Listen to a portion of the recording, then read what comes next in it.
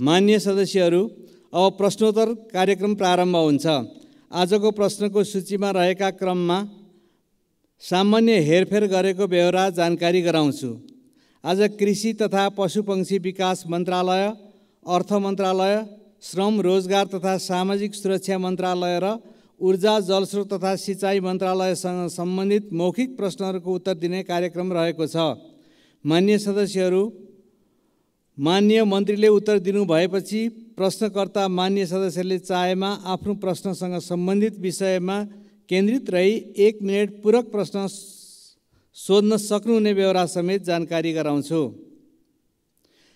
मान्य सदस्यहरू, अब कृषि तथा पशुपक्षी विकास मन्त्रालयसँग सम्बन्धित प्रश्नोत्तरको कार्यक्रम प्रारम्भ हुन्छ।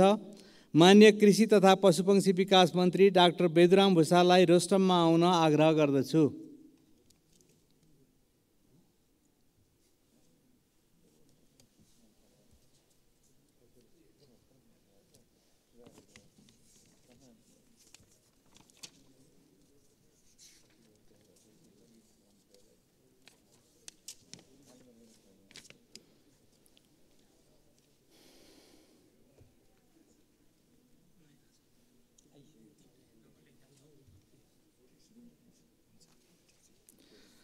मान्य सदस्यहरू, अब प्रश्नकर्ता मान्य सदस्य श्री प्रेम सुवाललाई आफ्नो प्रश्न सोध्न अनुमति दिन्छु। प्रश्न नम्बर 7। सभामुख महोदय मार्फत मान्य कृषि तथा पशुपक्षी विकास मन्त्रीसँग प्रश्न राख्न चाहन्छु। नेपालमा कृषिको यान्त्रिकीकरणको अवस्था कस्तो छ? व्यावसायिक खेतीको नाममा दिइएको कृषि अनुदान दुरुपयोग भएको हुँदा सम्बन्धित किसानलाई खेत खलियानमै मल बिउ प्रविधिको लागि अनुदान दिने सरकारी योजना बनेको हो र नभए बनाउनु जरुरी छैन र? धन्यवाद। मान्य सदस्यहरू, अब मान्य कृषि तथा पशुपक्षी विकास मन्त्री डाक्टर बेदुराम भुषाललाई उक्त प्रश्नको उत्तर दिन अनुमति दिन्छु। सम्मान्य सभामुख महोदय मार्फत मान्य प्रेम सुवालले राख्नुभएको प्रश्नको उत्तर दिन चाहन्छु। कृषि क्षेत्रको विकासका लागि यन्त्रीकरण गर्ने सरकारको नीति छ। यो नीति प्रधानमन्त्री कृषि आधुनिकीकरण परियोजना अन्तर्गत 77 जिल्लामा सञ्चालित ब्लक, पकेट, जोन र सुपर जोन क्षेत्रमा लागू गरिएको छ। परियोजनाबाट tractor, power tiller, mini tiller, धान रोप्ने मेसिन, बिरुवा रोप्नका लागि खाल्डो खन्ने machine, combine harvester, thresher, dryer, grader, rotavator, रिपल लगायतका यन्त्रहरू खरिद गरी कस्टम हायरिङ सेन्टरमा राखेर किसानहरूलाई प्रयोग गर्न दिने गरिएको छ। यस्ता कस्टम हायरिङ सेन्टर जम्मा 580 वटा रहेका छन्। यिनीहरूको प्रयोगबाट किसानलाई खेती गर्न सहज भएको छ। उक्त परियोजनाको क्षेत्रमा नपरेका कृषकहरूले कृषि औजार वा यन्त्र खरिद गर्न चाहेमा 50% अनुदान दिने व्यवस्था रहेको छ। यन्त्रको माध्यमबाट कृषि कार्य गर्दा श्रम शक्ति कम लाग्ने हुँदा उत्पादन लागत घट्नुका साथै उत्पादन वृद्धिमा मद्दत पुगेको छ। कृषकलाई मल र बिउमा अनुदान दिने गरिएको छ भने माटो परीक्षण, रोग किरा परीक्षण, रोग निदान, रोगको उपचार आदिमा प्राविधिक सहयोग गर्ने गरिएको छ। कृषक, कृषि फार्म, कृषक समूह, सहकारीहरूलाई प्राविधिक तालिम, सचेतना कार्यक्रम, औजार उपकरण मर्मत सम्हार तालिम, उत्पादन बढाउन सहयोग पुर्याउने तालिम पनि उपलब्ध गराइन्छ।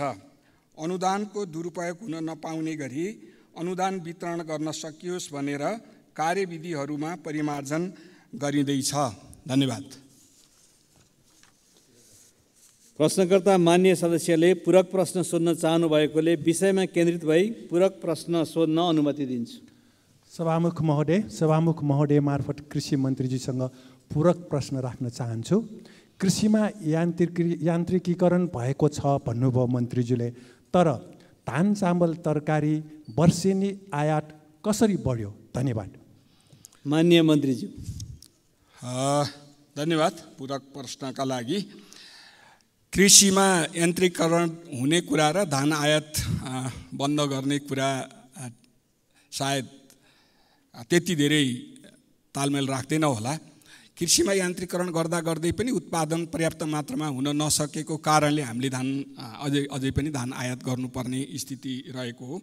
यसलाई हामी क्रमशः घटाउँदै धान आयातको अंशलाई क्रमशः घटाउँदै जाने योजनामा छौँ। त्यसका निम्ति यान्त्रिकरणले योगदान गरि नै रहेको छ।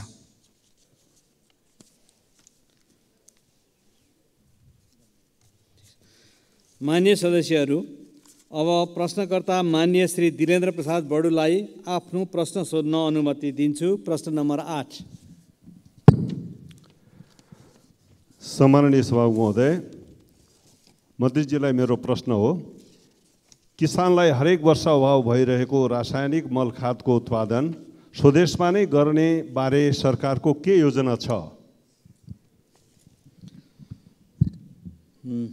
मान्य सदस्यहरू, अब मान्य कृषि तथा पशुपक्षी विकास मन्त्री डाक्टर बेदुराम भुषाललाई उक्त प्रश्नको उत्तर दिन अनुमति दिन्छु। सम्माननीय सभामुख महोदय मार्फत मान्य दिलेन्द्र प्रसाद बडुले राख्नुभएको प्रश्नको उत्तर दिन चाहन्छु।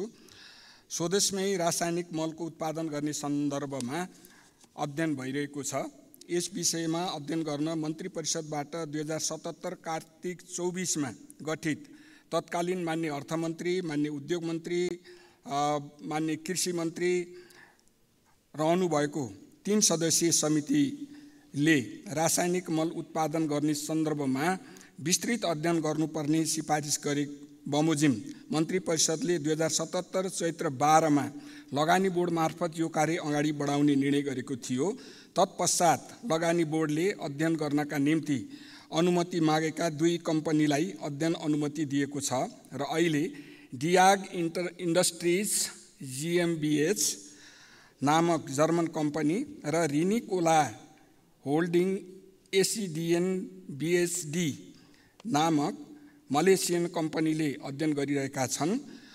ती कम्पनीहरूको अध्ययन प्रतिवेदन प्राप्त भएपछि अध्ययनको निष्कर्ष अनुसार अगाडि बढ्ने योजना रहेको छ।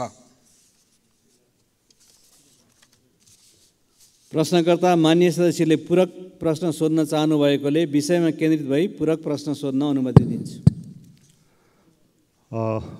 सम्माननीय सभामुख महोदय, नेपाल जस्तो कृषि प्रधान देशमा को प्रमुख र प्राथमिक एजेन्डा नै सिँचाइ र रासायनिक मलको व्यवस्थापन गर्नुपर्ने हो, तर त्यो हुन सकिरहेको छैन।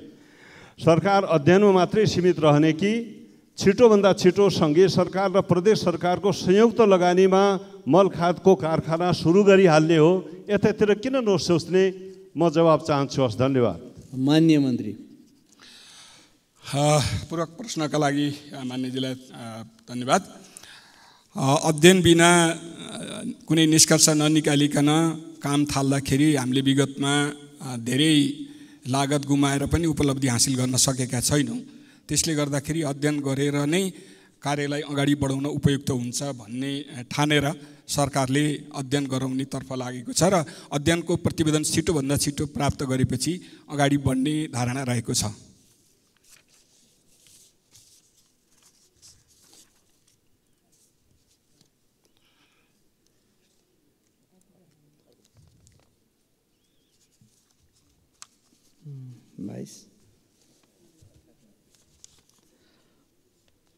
मान्य सदस्यहरू, अब प्रश्नकर्ता मान्य श्री दिलेन्द्र प्रसाद बडुलाई आफ्नो प्रश्न सोध्न अनुमति दिन्छु। प्रश्न नम्बर 9। सम्माननीय सभामुख महोदय, माननीय मन्त्रीज्यूलाई मेरो प्रश्न छ, लम्पी स्किन सङ्क्रमणको पछिल्लो अवस्था के छ? पूर्ण नियन्त्रणको सरकारी योजना के रहेको छ? मान्य सदस्यहरू, अब मान्य कृषि तथा पशुपक्षी विकास मन्त्री डाक्टर बेदुराम भुषाललाई उक्त प्रश्नको उत्तर दिन अनुमति दिन्छु। सम्माननीय सभामुख महोदय मार्फत मान्य दिलेन्द्र प्रसाद बडुले राख्नुभएको प्रश्नको उत्तर दिन चाहन्छु। लम्पी स्किन रोग पक्स भाइरिडी परिवार अन्तर्गतको क्याप्रीपक्स नामक भाइरसका कारण गाई भैँसीमा लाग्ने सङ्क्रामक रोग हो। यो रोग अफ्रिकी मुलुकहरूमा अघिल्लो शताब्दीमै फैलिएको र एसियाली मुलुकहरूमा सन् 2019देखि फैलिएको भए तापनि हाम्रो मुलुकमा पहिलोपटक विक्रम सम्वत 2077 सालको असारमा देखिएको थियो। त्यसपछि प्रत्येक वर्ष देखा परेको यो रोग यसपटक 2079 चैत्र महिनाको सुरुमै देखा पर्यो र देशका सबै जिल्लामा फैलिन गयो। अहिलेसम्म 15,19,779 पशु यस रोगबाट सङ्क्रमित भएका छन्। सरकारले यस रोगको उपचारमा हरसम्भव प्रयास गरिरहेको छ।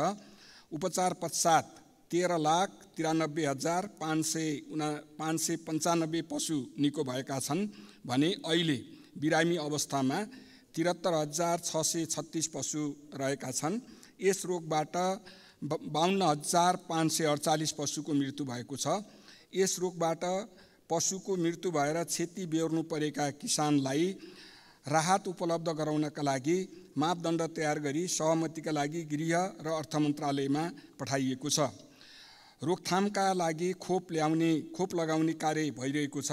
यस रोगको खोप हाम्रो देशमा नबन्ने भएकाले अहिले जोर्डन, तान्जानिया र टर्कीबाट खोप आयात गरी लगाउने व्यवस्था मिलाइएको छ। अहिलेसम्म 13,69,000 डोज खोप आयात भएको छ र 9,19,416 पशुलाई खोप लगाइएको छ। यस रोगको पूर्ण नियन्त्रणका लागि स्वदेशमै यसको खोप उत्पादन गर्ने योजना रहेको छ र त्यसका लागि छिमेकी मुलुकहरूबाट सिड भाइरस ल्याउने प्रक्रिया अगाडि बढाइएको छ। धन्यवाद। प्रश्नकर्ता माननीय सदस्यले पूरक प्रश्न सोध्न चाहनु भएकोले विषयमा केन्द्रित भई पूरक प्रश्न सोध्न अनुमति दिन्छु। सम्माननीय सभामुख महोदय, माननीय मन्त्रीजीले देशभरिको तथ्याङ्क र अहिलेको अवस्थाबारे जानकारी गराउनुभयो। म धन्यवाद दिन चाहन्छु।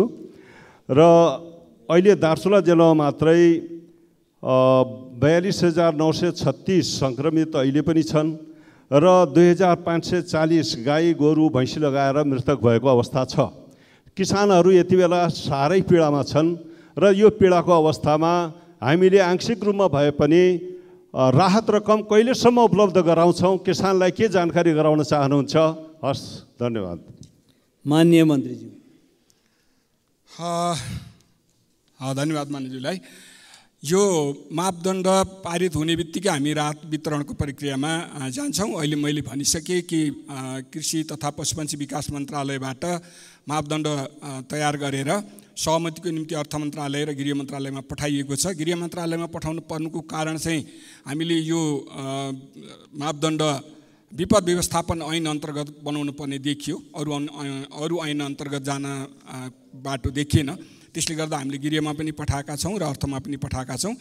गृह र अर्थको सहमति आउने बित्तिकै हामी त्यसलाई पारित गर्छौँ र पारित गर्ने बित्तिकै हामी यो राहत वितरणको प्रक्रियामा अगाडि बढ्छौँ। धन्यवाद। माननीय मन्त्री अब आसन ग्रहण गर्न सक्नुहुन्छ।